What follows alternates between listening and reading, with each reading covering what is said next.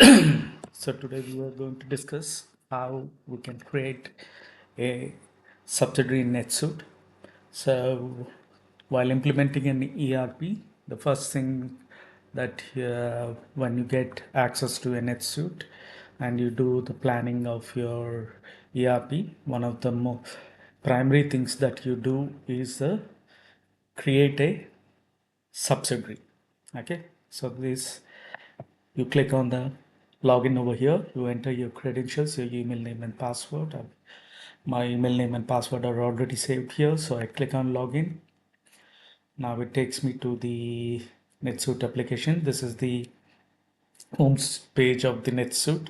This is how the dashboard and the look and feel of NetSuite looks like. We'll go into the various features of the NetSuite application in a different session. Right now, our focus is on creating the subsidiary.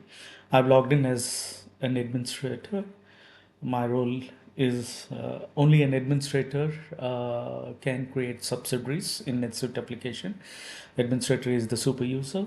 You have various roles such as accountant, senior accountant, CEO, directors, finance directors, general accountant, and all those. So based on your role, you will get your menu options. How based on what you need to do as per your job designation and all, and aligned with your job designation, the roles are assigned on your NetSuite affiliate. So I'm an administrator, and now I'm going to create this.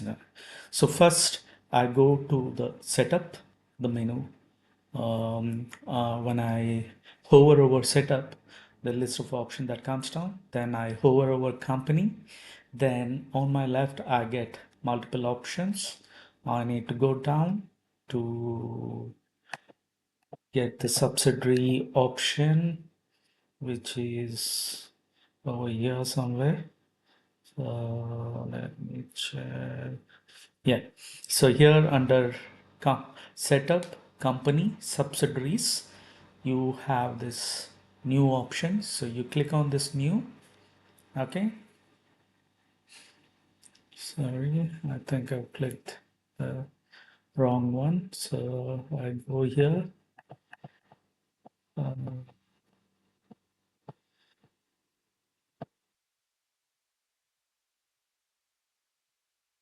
yeah, uh, I click new subsidiary. So see here. And this is a sandbox environment, meaning it is a test environment, not the production or live. So I can play around over here. So my parent organization is the Funar Group, under which I'm going to create a child organization. Let's call it uh, Raj uh,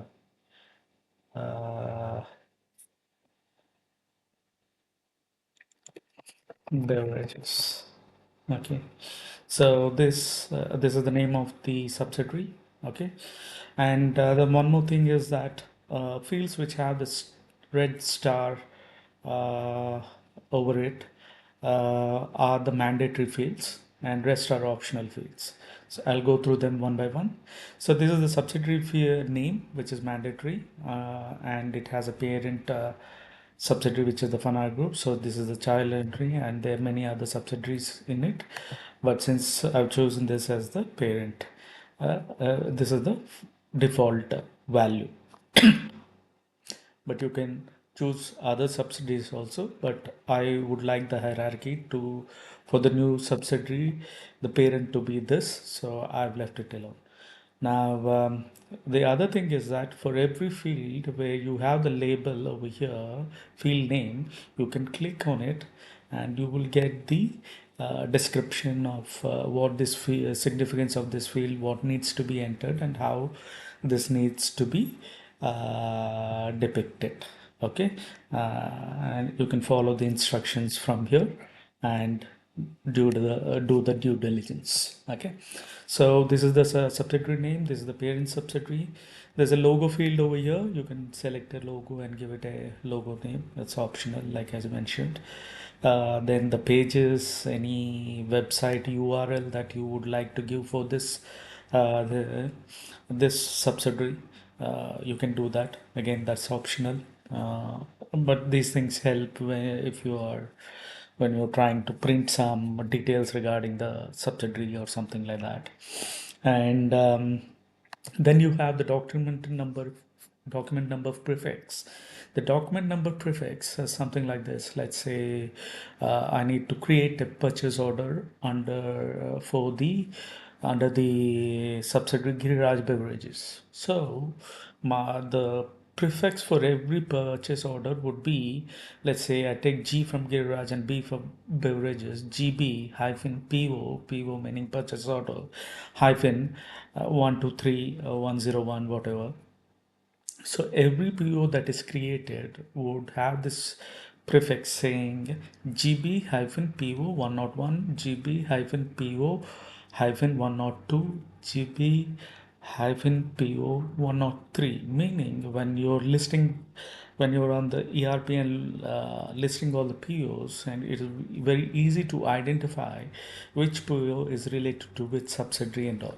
Okay, so it follows a certain order and a certain sequence, and it is easy to sort and to identify the purchase orders much more easier. Then there is a state or province to which this subsidiary belongs. You can specify this as well. This is also optional. However, here there is a country field. Here, this is a mandatory field, because when you create a subsidiary, the first thing is the geographical location helps the system to understand the legalities of that particular region and the taxation of that region. Of which we'll go into depth in later sessions, but you need to remember that this decides the legal procedures, the taxations, and the financial structure and the operations that need to be followed as per the guidelines of that specific country and region that this subsidiary belongs to. Okay, now these are the legal names. In most cases, when a subsidiary or an organization is established, the name on the legal name, registered name, might be too long, or might not be so very relevant to the product or services that is being rendered to the customers. So you can put your legal name over here, and the used name, or you can say front office name, or the name that you use to communicate to the customers, so to make it easy and identifiable, is this one. Okay, again, this legal name is optional. uh, and then we come to the return email address. This is also ignored. This is just for a reference. If you're sending, printing any stuff or sending, you can, the system will pick the return email address from here. So yeah, similarly, fax is also optional. Language is mandatory, because yeah, that's how the ERP recognizes how you note your transactions or records in the system. And then the currency. Since I've mentioned the region, the geographical region, as United Arab Emirates, and the system takes AED, Arab Emirati Dirham. Basing on your country, you can choose whatever currency or transactional currency that you're dealing with over here. Mind you, this is the transactional currency. For reporting purposes, sometimes you might need a different currency like USD or something like that when you're sending reports to your head office, which is located in a different area or something like that. Then you can do the conversion and add a reporting field or column. But this is purely the base currency, where the transactions are done as per the region the subsidiary is located at. And then comes the VAT registration. VAT registration is the tax registration number of this particular subsidiary. You can mention it over here. Again, this is optional, because there are other places where in which you can exclusively mention. It's not mandatory to mention here. Then comes the terms and conditions and the instructions. If you have the organization has any explicit terms and conditions while dealing with their products or services or any other copyright stuff or anything like that, legalities can be put in over here. Okay. Apart from that, you also have a section where you have the addresses and document numbers related to the subsidiary. So you can just go here, edit, and put all those details like your address, phone number, everything, and this will get reflected in the subsequent records of the subsidiary. Okay, so that's how. And now I click on save. So when I click on save, then in the subsidiary navigation navigator, here you go, you get the message confirmation subsidiary successfully saved, and all the things are saved. This is the internal ID of this. Every subsidiary has an internal ID stored. Its internal to refer to all the transactions or anything related to the this subsidiary. Now let's go to home page. Home.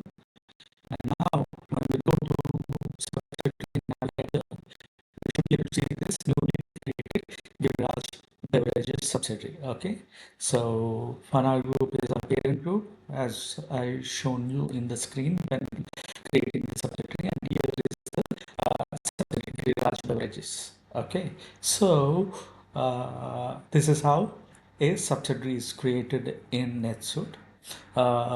There's some other things like sometimes if you don't remember the navigation for the creating a subsidiary or any other thing, there's one beautiful feature in NetSuite. You just type in what is required to do. Let's say you're trying to create a subsidiary. Okay, so the moment you create uh, type subsidiary, you can see that here in the global list, it's giving you options. Okay, so subsidiary. See, it is saying menu, go under setup, go to company, go to subsidiaries, and new.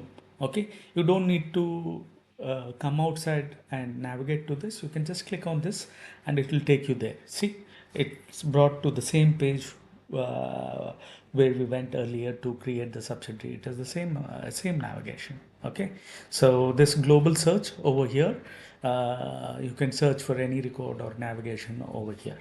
Okay, fine. Now